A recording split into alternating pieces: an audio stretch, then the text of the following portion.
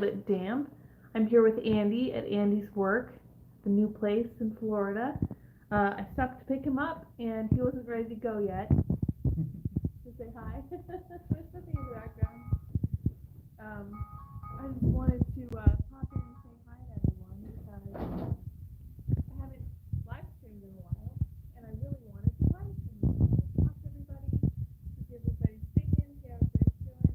I really hope everyone's enjoying this summer. I was going to say that we are back from our summer break.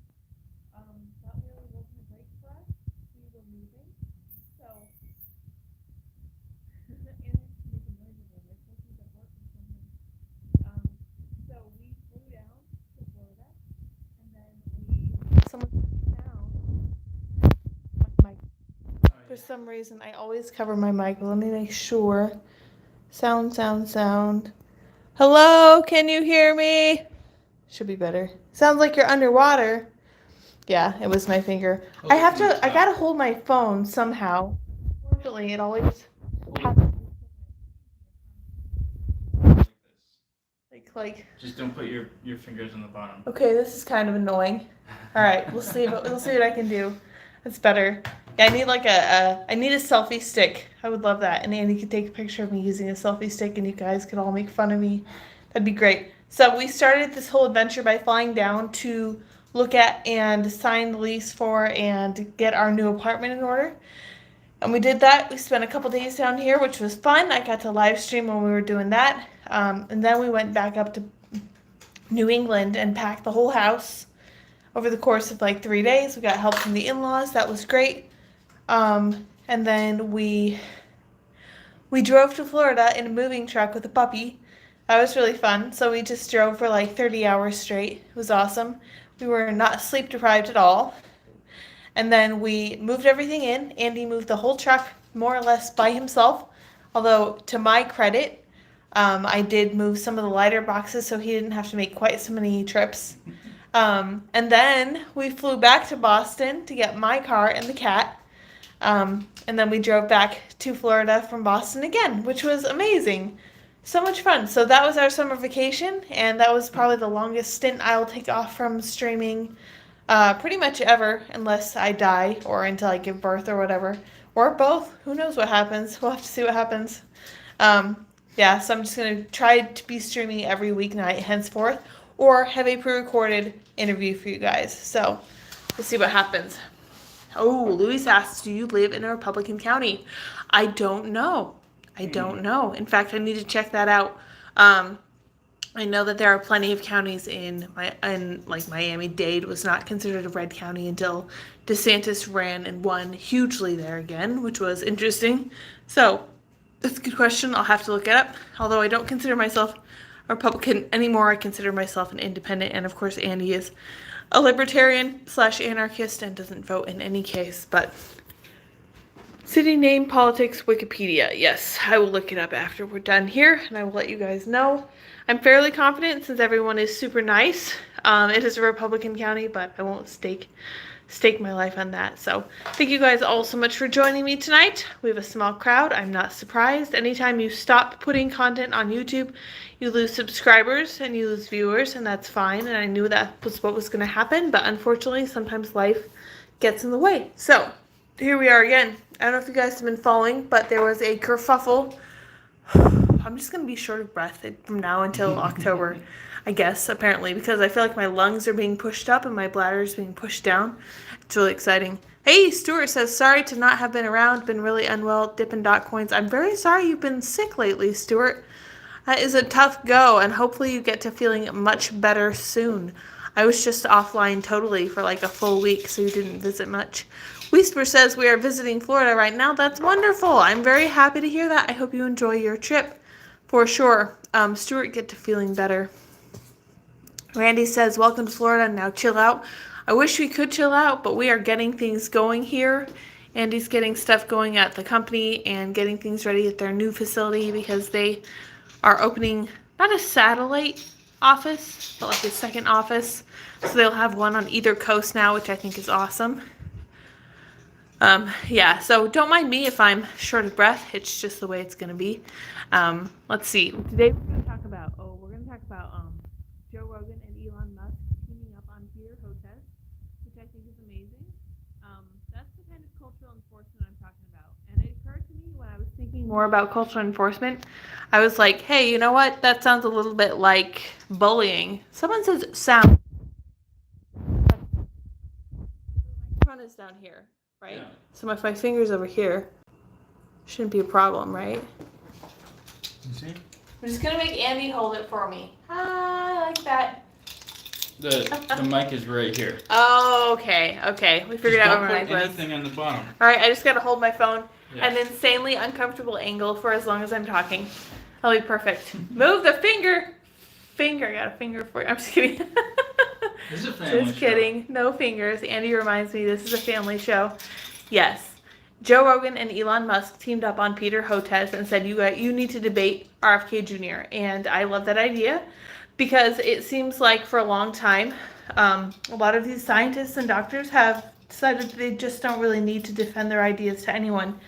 Now, after what happened with COVID and with the COVID vaccine, we are finding that they still think they don't need to defend their viewpoints to people, but it turns out they do because they were wrong. And it turns out that they were lying about a lot of things, and that just is not working for normal people. So I was listening to Ben Shapiro earlier today, and he was pointing out they're going to have to start from scratch when it comes to telling people how important their ideas they are. And yes, Romy says, why can't you people just trust the science? Exactly. That's it. Anthony Fauci said he was the science. Everyone was asking us why we didn't trust the science. And this is why. And Elon Musk is wise to this too, because he was talking about how you constantly need to be asking questions in order to make progress in science. And it's entirely correct. If you're not asking questions, you're not doing science, because my understanding of science is that you are constantly questioning everything. You're questioning your results, you're questioning how to make your experiments, you're questioning what the significance are of your results and how to apply them in regular life. And that's part of the reason that we live in this wonderful modern age, is all this asking of the questions. So once we give up on that, we really are going to cease to make progress. It's like what it feels like where we're at now, unfortunately. So Joe Rogan wanted Peter Hotez to come on and debate with RFK Jr. If you guys haven't watched Joe Rogan talk to RFK, you should definitely do that. I certainly do not agree with RFK on everything, but he is a very educated person who has looked at a lot of these topics very deeply. I'm going to have to disagree with him on some of his commentary on regular vaccines, because I happen to know that there's a reason for the ingredients in vaccines.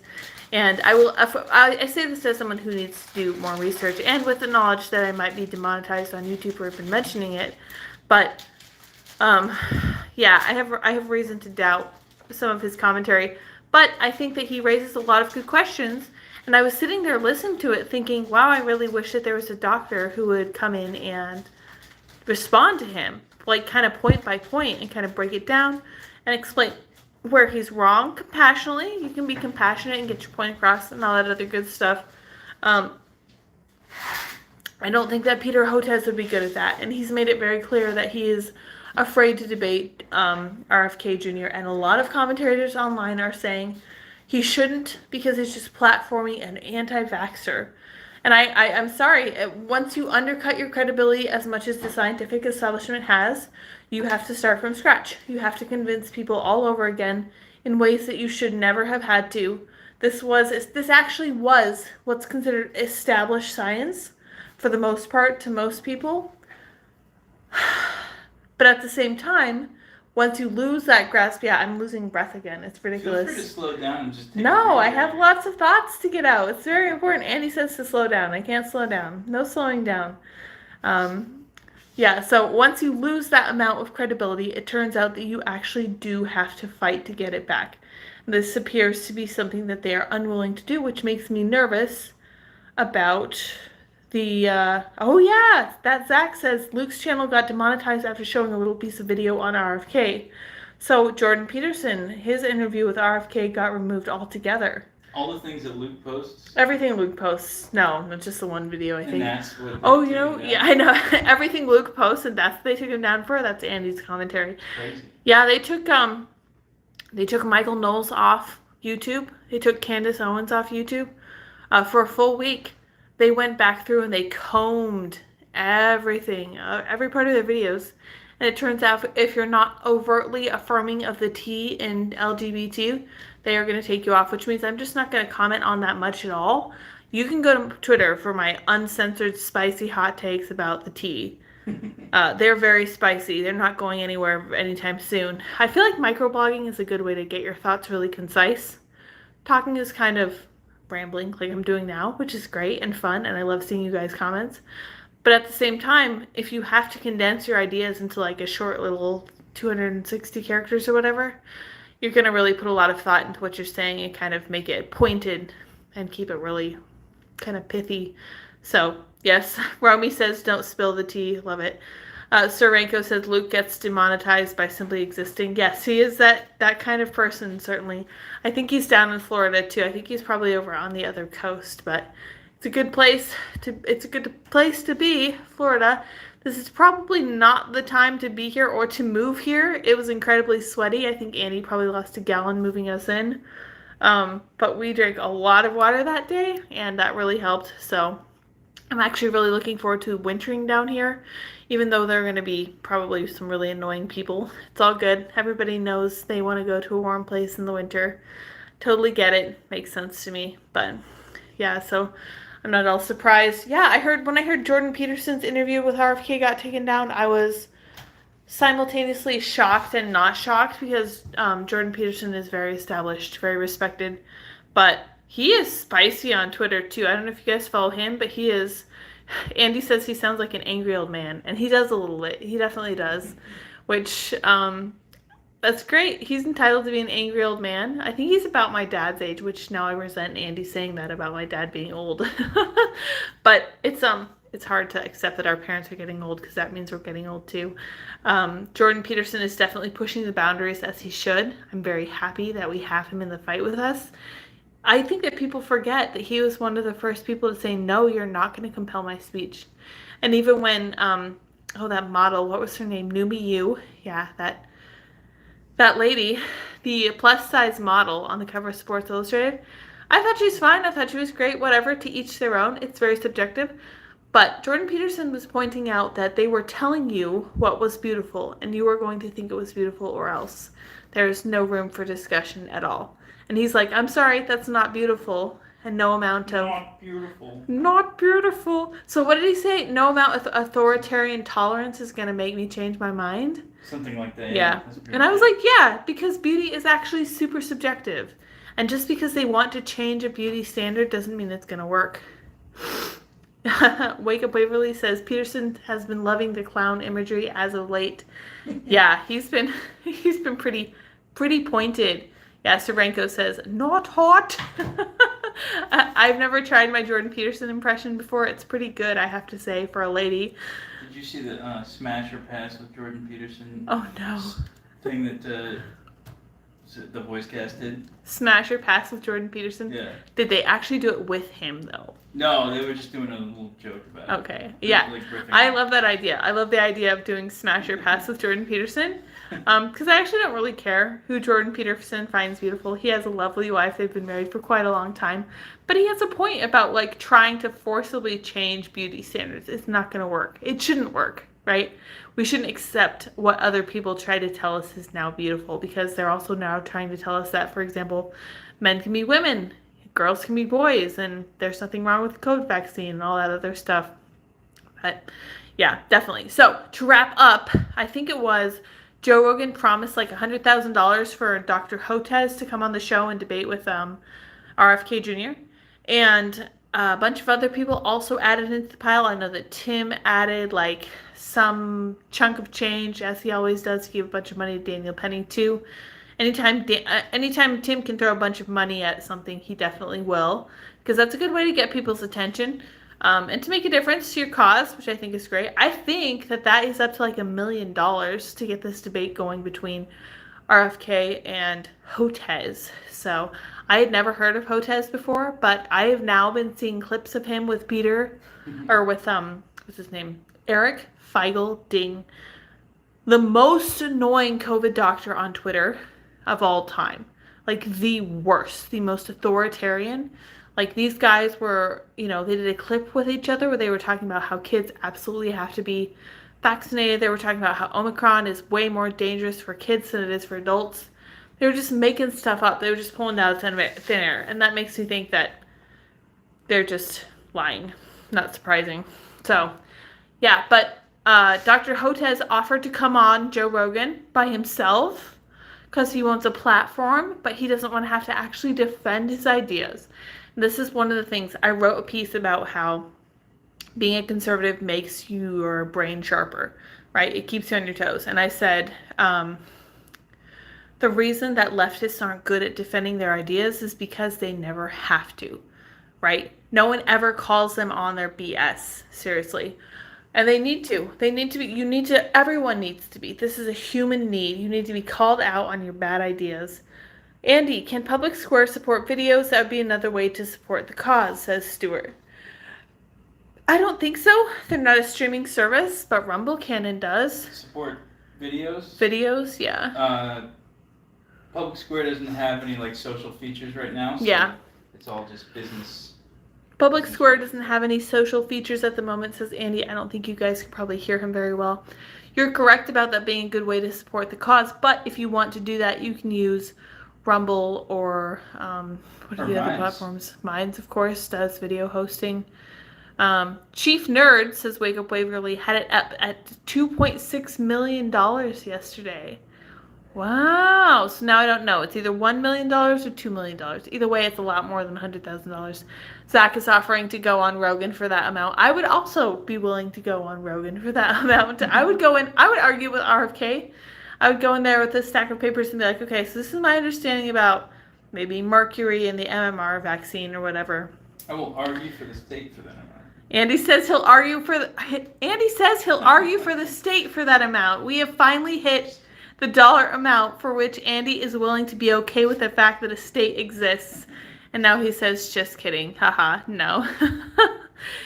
Zach says, even if it is for charity. Yeah, I would put it directly to whatever charity is doing everything they can to take Planned Parenthood out. Honestly, that would be my goal. So today is Juneteenth, and I wanted to remind everyone the largest group involved in holding back Black people has been the white supremacists who put together that nefarious institution known as the welfare state. And this is something Thomas Sowell talks about a lot. Before the welfare state went into effect, the Black community was highly religious. They had high rates of marriage. They had incredibly low rates of out-of-wedlock birth. They were not in poverty. They were moving in the same good general direction as the rest of American society. That was great. And then they introduced the idea of the welfare state. And they told women that it's better for you to not have two earners in the house, to not have a father hanging around. You can actually get more money if you don't have a father in hand. And if you have a bunch of kids, you can get a bunch of tax benefits. I'm really putting this in a nutshell. I wish I'd been able to do more reading. I've been driving a lot today. But Thomas Sowell has such great input on this. My Juneteenth assignment for you guys is to go read the Thomas Sowell thing. How is Black people getting free money bad for them? Where to begin? First of all, the amount of human dignity you lose when you're not working and supporting your family is almost inestimable. For a man to not even be in the picture at all for his kids, first of all, my goodness, this is blowing my mind. Children who don't have fathers in the picture literally live shorter lives because of their absence, okay? Children without fathers are more likely to be in crime. They're more likely to be in poverty. They're more likely to not succeed overall in life. Now, there are only three things you absolutely must do to avoid poverty in the U.S. by the time you're in your mid-30s. First thing, graduate high school. Second thing, get a job. Third thing, don't have kids out of wedlock. And thanks to the privations granted to the Black community by free money, as Louis terms it, the welfare state, they don't see a need to even be employed. They don't see the importance of having a father in the home. They don't see the importance of being married before they have kids. And I'm not speaking specifically, I'm speaking in general. CNN got brutally fact-checked. They got nuked into space by Community Notes on Twitter because they were trying to pretend that fatherless children do fine and that there's no issue with fatherlessness in the Black community. The Community Note literally just had the 3 different demographics. They had white, Hispanic, and Black, and they compared them to the rate of fatherlessness in each community. And of course, the Black community was winning by a large margin. If it was a race, they would be well in the lead. Unfortunately, it's not good. And the one thing that you can directly attribute that problem to is the welfare state that promised women they could have more money if dad was in the picture, that promised men that they didn't have to take responsibility for their kids, remove the human dignity of working and sustaining themselves, and gave them the promise of easy living if they relied on the state. I would love to leave that to Thomas Sowell to fully impact. So Louis Carpenter, I would encourage you to look up what Thomas Sowell has to say on the matter. I'm going to find a clip from YouTube or an article about it, and I think I'm going to put it on Twitter right after I'm done here. So if you don't follow me over there, go ahead and do that now so that you can see, and I can tag you in that and you can read it, because giving people free money is not the way to fight poverty. You would think, so here's what you would think, right? You would think that giving someone money or putting money toward a cause would solve the issues that cause or those people have. The problem is, when you do that, all you're doing is making their problems more wealthy, okay? So you look at Baltimore. I read an article not too long ago on this very channel where I was talking about the levels of illiteracy and the failing grades of lots of these Baltimore schools. And then I also looked up how much money each Baltimore school gets, how much each student gets in terms of federal funding. Some of the highest in the nation, some of the most money per student goes to places like Baltimore and to counties like, or to districts like LA Unified School District. And those are the worst districts in the country. The worst. Throwing money at a problem does not solve the problem. Our RT says not to mention no such thing as free money. Yes, for the purpose of this conversation, we're not examining where it's coming from. We're just talking about the negative effects from having the free money applied. Louise clarifies you don't need to win me on this. You need to win 40 million blacks on this. I'm never going to be able to do that, I know. But I do want this to be a conversation. I want it to be a discussion by Republicans. And I want it to be a conversation from the right, because this is really important. I have so long been of the opinion that if you actually cared about black people, you would push back on Democrat policies, because it's becoming increasingly clear, and it should be clear to everyone by now, that you can trace a lot of the biggest issues in the black community right back to the Democrat policies that they put in place to try to help them. And it makes me wonder if they actually were wanting to help them in the first place, or if they wanted like a servile demographic they could keep indebted to them. They kind of buy their votes, earn their votes, whatever. Hell's a Saint says, free money and no responsibility just kills the drive to progress in one's life. Yeah, and I would argue that it actually makes people less happy in life, like to a very large degree. It increases the risk of crime, more free time, less motivation, less need for responsibility, more crime. Like, why not do drugs? Why not sell drugs? Why not, do the most lucrative thing you can think of that'll get you a lot of money? You also have rap culture and a lot of this other stuff, and it's a mess, and I would blame that directly on Democrats, who are still, to this day, even after, 50 plus years of pouring money into this community, still saying that it's not enough, they're not doing enough, not enough's being done, it's all those darn Republicans. Oh, Andy says, like, comment, and subscribe. Yes, to that. They're trying to blame it all on the Republicans. They're trying to call us racist, not just Republicans, but independents, anyone who's not actively a Democrat. And it's just like, no, dude, you're projecting, you're accusing us of what you're actually doing because you know that it's a losing argument. Louis says, I'm afraid we will lose in 2024 badly. I am too. This is part of the reason I've been talking so much to my own detriment, to the detriment of my own mental health. I've been talking so much about Trump. I don't think he gets us the win in 2024. I think he just gives us a rematch of 2020. And that's scary, because Joe Biden, the vegetable who sat in his basement for the whole time, He beat Trump, supposedly with 81 million votes. Who knows? Who knows what actually happened? I'm just still shocked we can talk about that on YouTube right now. But yeah, Stuart points out Tom McDonald talks about all this. Yeah, and he's a good commentator. He puts it into a memorable way of conversation. But yeah, we will find the Thomas Sowell. I guarantee you that Tom McDonald gets a lot of his influence from Thomas Sowell. He was one of the brightest minds on the topic. I believe he's still alive. I would have loved to have met him. I met a lot of super cool people. I would have liked to have met him, and I would have liked to have met Andy's favorite guy, John McWhorter. And Andy loves John McWhorter very much. It's a little creepy. He's great though. Both very, very smart gentlemen. I love thinkers like that. I love people who are constantly giving me these new ideas and who are really explaining them thoroughly. And that's part of the reason that I enjoyed listening to RFK. I'd never really listened to him before. I just knew that he was a little bit nutty about vaccines. So I was like, yeah, I don't have any truck with that. But I think that if he can give Joe Biden a run for his money, I think that's awesome. We'll see what happens there. I would much prefer somebody like RFK Jr. over somebody like Gavin Newsom, that's who Ron DeSantis is currently sniping at, which I think is great. And it really doesn't speak well for Trump that he was just recently endorsing Newsom. But here we are. This is the world we live in. We'll see what happens. I happen to know that the left is far more afraid of Ron DeSantis than they ever have been of Donald Trump. And to me, that speaks volumes. And I don't really care what people think of me for saying that. I've been called an establishment shill. I've been called a rhino.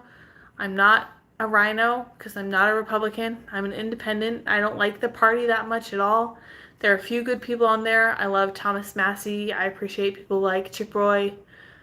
I like Matt Gaetz sometimes, and I like Rand Paul. And of course I like Ron Paul as well. And yeah, I don't know what happens there.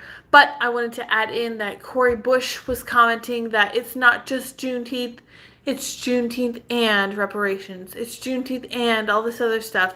And I think it's a good way to highlight that it is just a way to do more intersectionalism, just a way to push this same idea that everything overlaps. And it's so interesting that they're pushing the idea of Pride and Juneteenth, because I happen to know that the Black community does not love the LGBT nonsense. And the Hispanic community, certainly not either. So be curious how that plays for them in 2024, although it might not be enough still. I do think the drag queen story hour thing, watching the Muslims teaming up with the Christians in, I think it was Michigan or Minnesota, and pushing back on the LGBT stuff was so encouraging, because yeah, if you are a religious person who actually believes in your religion, you can't look at this ridiculous, targeting of children and just be okay with it. So hopefully that's a positive thing down the way. Stuart says pride was the first sin. That's absolutely correct. It's also the worst sin. So I got Satan kicked out of heaven. Bree says, hi everyone. Hello, happy to be here. Fear Me It's Bree says, man, it's been a while since I've been able to tune in. Tune in. Yes, it's been a while since I've been able to live stream. I get the impression that everybody's kind of doing their summer thing, which is awesome, but we're all super busy, so it's all good. Thank you guys all very much for joining me tonight. I actually think I'm going to wrap it here because my lungs are being compressed by tiny feet that are like kicking up on them, which is really exciting. Makes it really hard to breathe. But the whole family is down here. Dip and Dot and Andy and I are all here, and both of our cars. So we are good to go. We're officially moved in. Our whole house is like a disaster, and I don't have a studio yet. But everything is there where we need it to be. Louis Carpenter says, technically Independence Day is about pride. That is a technicality, and that is correct. That is pride in something other than yourself, and something other than what you assume makes you a victim. Being proud of the country you live in is in no way actual. It's not the biblical form of pride. Patriotism is not, I don't think it's comparable to pride in that regard for sure. But that's a good input, and I appreciate that. We won't cancel the Independence Day for sure. All right, you guys, I will let you go now. Goodbye, Stuart. Goodbye, Hell Saint. Hi, Paul. Bye, Paul. Thank you for tuning in. Appreciate you joining. Yeah, bye, Sir Ranko. Yeah, you're pregnant. I forgot. Yeah, I wish I could forget. Sometimes I wish I could forget, but it's really fun to feel the baby. and that is increasingly common. So hopefully Andy's able to feel it punching at him soon. He said he could feel it, but I'm not sure. He still feel like little flutters. They're just very common. So soon it'll be punching. It'll be unavoidable. It'll be like the alien, and I'll probably take video of it and put it on Twitter. So I'll see you all next time. I'm going to try to live stream tomorrow, hopefully from a studio I've assembled. Until next time, bye guys.